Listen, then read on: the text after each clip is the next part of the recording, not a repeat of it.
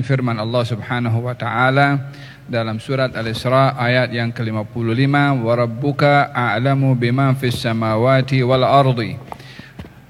Tuhanmu Maha mengetahui sesiapa yang ada di langit dan apa yang ada di bumi. Setelah ayat yang sebelumnya memperbahaskan mengenai bahwasanya Allah Subhanahu wa taala Maha mengetahui atas umat Nabi Muhammad sallallahu alaihi wa ala alihi wa sahbihi wasallam, siapa di antara mereka yang layak untuk mendapatkan rahmat dan siapa di antara mereka yang layak untuk mendapatkan adab. Namun pengetahuan Allah Subhanahu wa taala tidak terhad kepada umat Nabi Muhammad sahaja. Pengetahuan Allah tidak hanya terhad pada zamannya Nabi Muhammad sallallahu alaihi wasallam, di mana di zaman Nabi Muhammad ada golongan munafikin, ada golongan kafirin, ada golongan mukminin. Allah Subhanahu wa taala tahu siapa yang mukmin, siapa yang munafik dan siapa yang kafir. Namun sebelum umat Nabi Muhammad ada umat-umat yang terdahulu. Allah Subhanahu wa taala juga mengetahui tentang keadaan mereka walaupun semua sudah berada di alam barzakh. Apa yang mereka lakukan dahulu kepada nabi-nabi mereka yang beriman, Allah tahu. Yang tidak beriman, Allah juga tahu. Dan siapa yang munafik daripada kalangan mereka, Allah juga tahu. Manusia yang akan datang kemudian yang belum ada, Allah pun sudah tahu. Siapa di antara mereka yang beriman, siapa yang munafik, siapa yang kafir. Pengetahuan Allah tidak terhad kepada manusia sahaja yang ada di atas muka bumi, tapi Allah juga tahu tentang jin. Siapa yang mukmin, siapa yang munafik, siapa yang kafir daripada golongan jin. Baik jin yang terdahulu, jin yang ada di zaman Nabi, atau jin yang akan lahir di masa akan datang, Allah mengetahui akan nasib mereka. Allah juga mengetahui makhluk yang bukan di bumi. Kalau di bumi itu yang mukallaf, yang diberi akal fikiran dan dituntut untuk beriman adalah jin dan manusia. Itu yang ada di atas muka bumi. Tapi di situ ada makhluk yang lain ada di langit daripada kalangan malaikat. Di langit pertama ada malaikat, di langit yang kedua ada malaikat, di langit yang ketiga ada malaikat. Ada malaikat yang menjaga arsy Allah Subhanahu wa taala. Wal malaku ala arja'iha wa yahmilu arsya rabbika fawqahum yawma idin thamaniyah.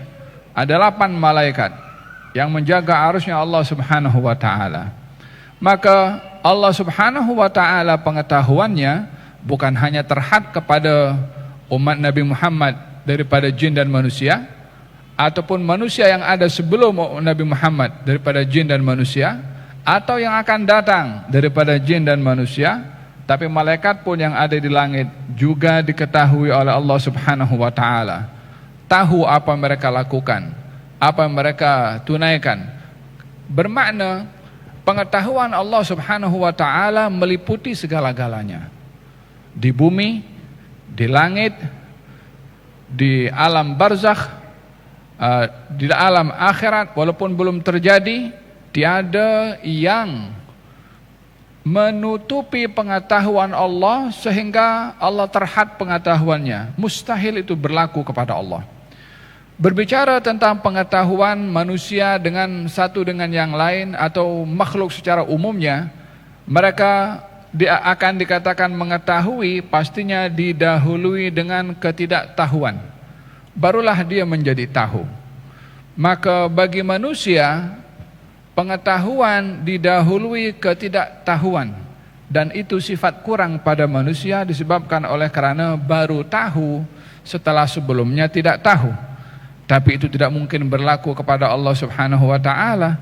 Kalau manusia baru tahu karena ada yang memberitahu, itu tidak mungkin terjadi kepada Allah. Kalau ada yang memberitahu kepada Allah, berarti ada yang lebih hebat dari Allah. Kalau ada yang beritahu kepada Allah Subhanahu wa taala.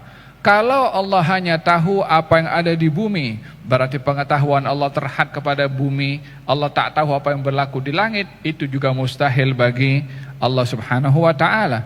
Kalau Allah hanya mengetahui di langit dan di bumi, tapi tak mengetahui apa alam barzakh, juga itu termasuk bagian daripada yang terhad.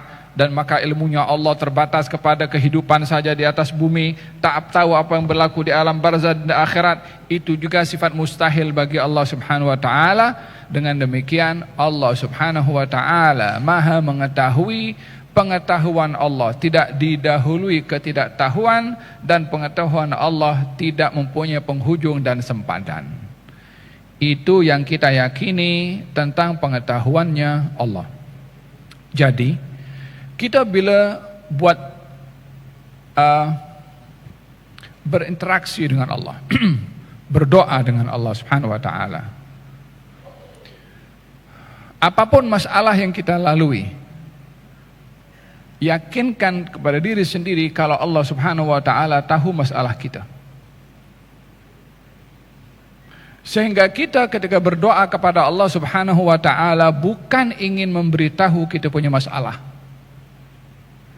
Kalau kita ingin memberitahu masalah kita kepada Allah, sementara saya katakan tadi, pengetahuan Allah itu tidak ada batasnya, seakan-akan kita mengatakan Allah ini tak tahu saya punya case code.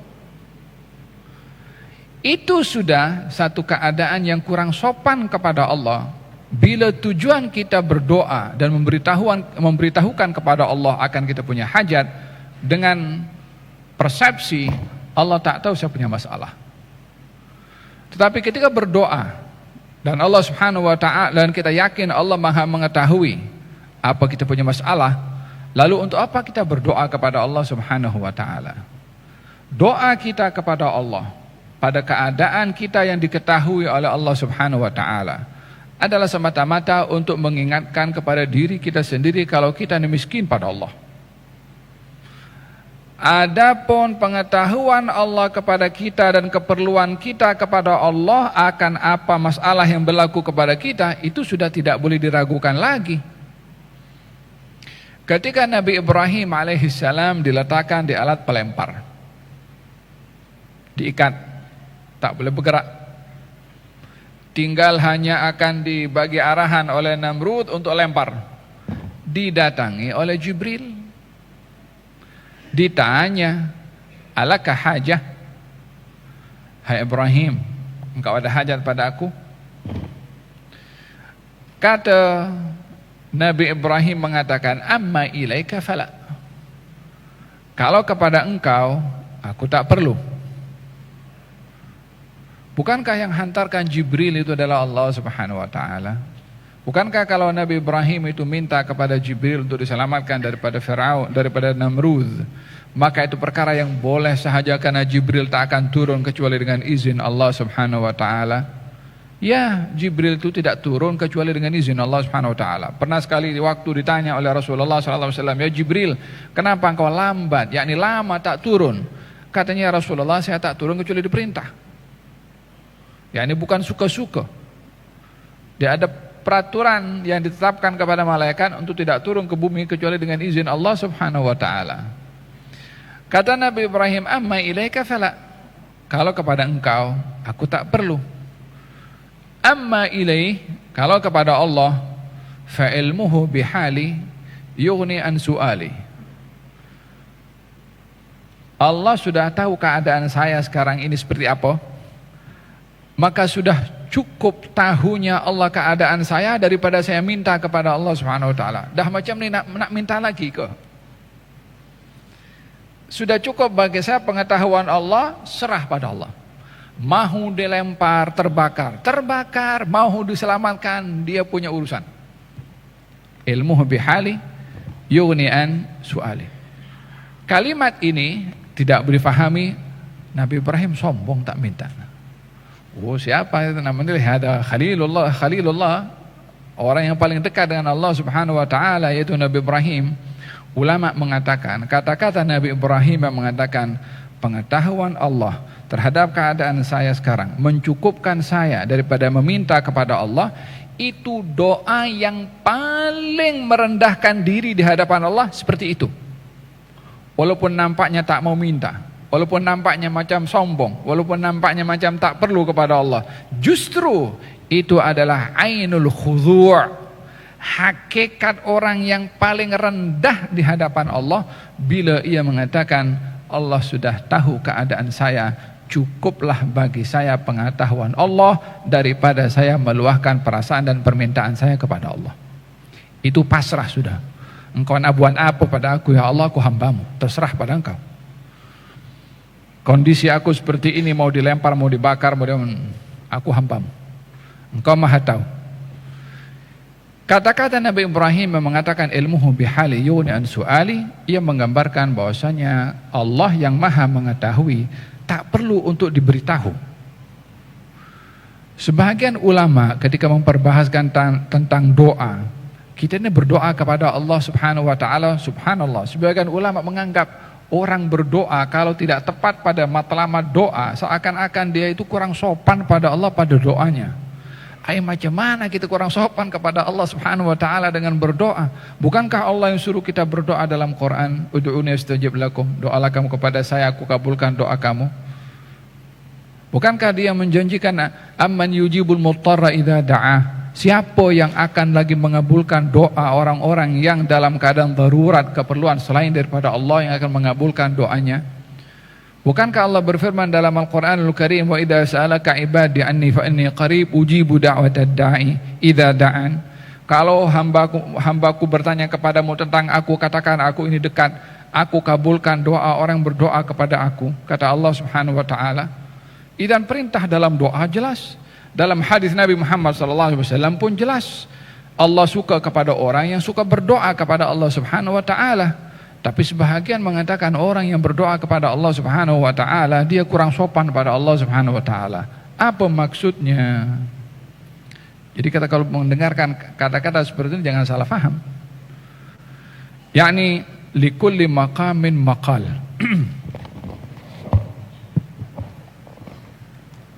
Setiap level iman seseorang itu ada dia punya bahasa sesuai dengan levelnya, pada level iman.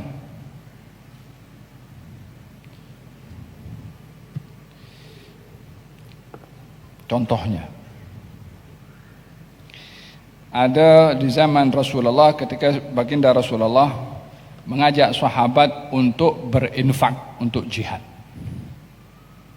Maka Sayyidina Umar datang, saya akan dahului Abu Bakar dalam bersedekah. Maka diambil separuh daripada kekayaan Sayyidina Umar diserahkan kepada Rasulullah.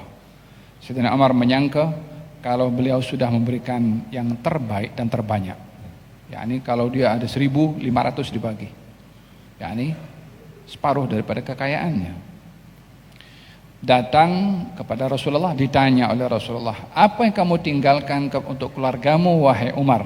Katanya aku tinggalkan separuh daripada hartaku. Datang sebentar lagi Sayyidina Abu Bakar, diserahkan harta untuk jihad. Nabi tanya, apa yang tinggalkan untuk keluargamu wahai Abu Bakar? Katanya aku tinggalkan untuk mereka Allah dan Rasulnya. Maknanya semua dia punya duit dikasih kepada Rasulullah sallallahu alaihi wasallam. Level iman Sayyidina Abu Bakar tidak boleh diukur dengan level iman Sayyidina Umar. Dan ketika perbezaan kedudukan iman antara keduanya, kita tak boleh menilai, Sayyidina Abu Bakar tak pikir keluarganya ke?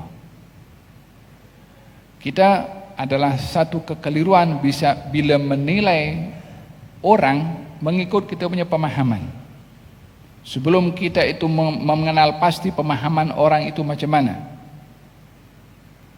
Berlaku juga kepada Sayyidina Ahmad ibn Hanbal, kepada Syaiban Ar-Ra'i, Syekh Syaiban.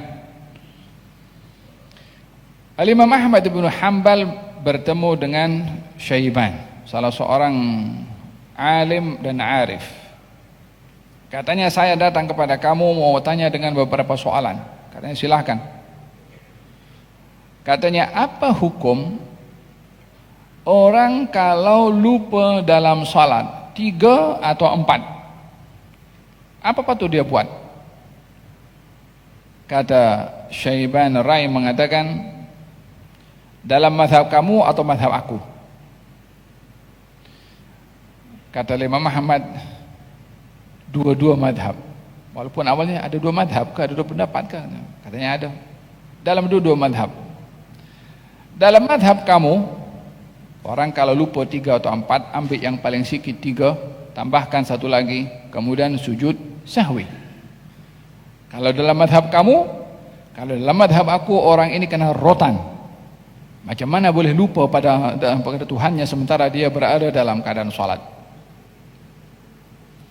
Kalau saya ada kambing 40 ekor, berapa zakat yang perlu untuk dikeluarkan?